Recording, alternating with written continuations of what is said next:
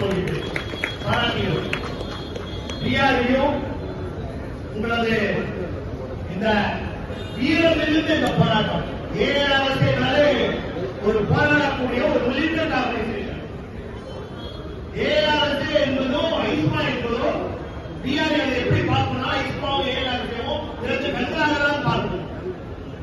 Category அமைப்புகள் உருவான காரணமே பெடரேஷன்கள் கேட்டகிரி தொழிலாளர்களுடைய கோரிக்கைகளை நிராகரித்ததால் தான் கேட்டகிரி அமைப்புகள் பலமான அமைப்புகளாக ஏஆர்எஸ்ஏ எப்படி எல்லா சோழனையும் நீங்க அமைந்திருக்கோம்.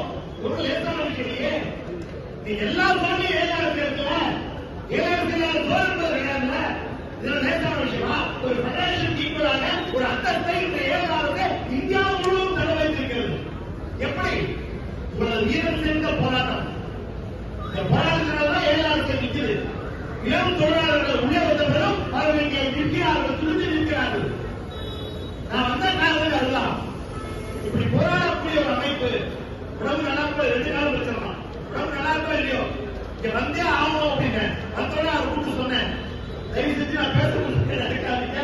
இப்ப வந்து எங்க அமைப்பு ஸ்டாஃபா பேசுறாங்க. ஒரு கூட்டு போராட்டத்தை ஒரு யூனிட் ஒரு புத்தகம் தான் பேச முடியும்.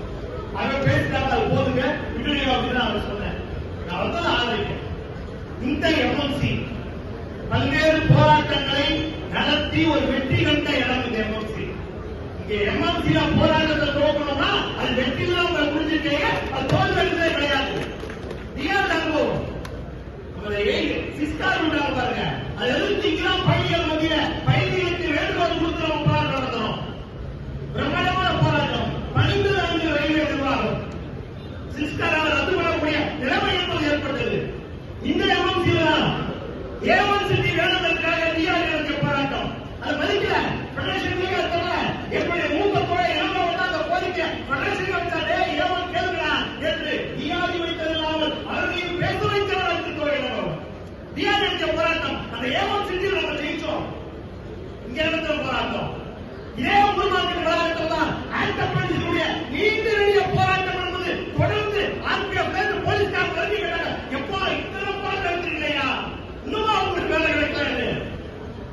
கிட்டத்தட்ட 4000 இளைஞர்களுக்கு தமிழக கேரள இளைஞர்களுக்கு வேலை பெற்றுக் கொடுத்த இடம் இந்த எம்எம்சி. நாம் நடத்திய அத்தனை போராட்டங்களிலும் நாம் வெற்றி பெற்றிருக்கிறோம். நிர்வாகத்தினுடைய அடக்குமுறை சிஎம் நிர்வாகமாக இருந்தாலும் சரி, மேலே உள்ள மைனாரிட்டி அரசாக இருந்தாலும் சரி, இந்த நிர்வாகத்தினுடைய அடக்குமுறை என்பதை எதிர்த்து நிற்க முடியும். காலம் கழித்திருக்கிறது, காட்சி மாறி இருக்கிறது. இது பெரும்பான்மை அவரிடத்தில் இல்லை. மூட்டுக் கொண்டுதான் அவர் இருக்கக்கூடிய நிலைமை. ஒரு அளவுக்கு மீறி அரசால் பழிவாங்கலை நோக்கி செல்ல இயலாது. பெரும்பான்மையாக இருக்கும் பொழுது இந்த அரசை பணிய வைத்தவர்கள் விவசாயிகளும் தமிழக மக்களுடைய ஜல்லிக்கட்டு போராட்டம் என்பதை நாம் மறக்கவில்லை. ஆக நம்முடைய போராட்டம் தொடரட்டும். டிஆர்ஏ போல் ரயில் அமைப்புகள் மட்டுமல்லாமல் ரயில் பயணிகளிடம் நாம் ஆதரவை கேட்போம். ரயில் பயணிகளோடு இணைந்து அவர்களது பாதுகாப்பான ரயில் பயணத்திற்கு டிரைவர்களுக்கு ஓய்வு தேவை. ரயில் பயணிகளுடைய பாதுகாப்பான பயணத்திற்கு டிரைவர்களுக்கு லோக்கோமோட்டிவ்களுக்கு ரெஸ்ட் என்பது தேவை. ரயில் பயணிகளுடைய பாதுகாப்பான விபத்து இல்லாத ஆக்சிடென்ட் இல்லாத ஒரு பயணத்திற்கு தேவை 2 நைட்டுக்கு மேல் வேண்டாது. இதுதான் நம் கோரிக்கை. இந்த கோரிக்கைக்காக ரயில் பயணிகளிடம் சொல்வோம்.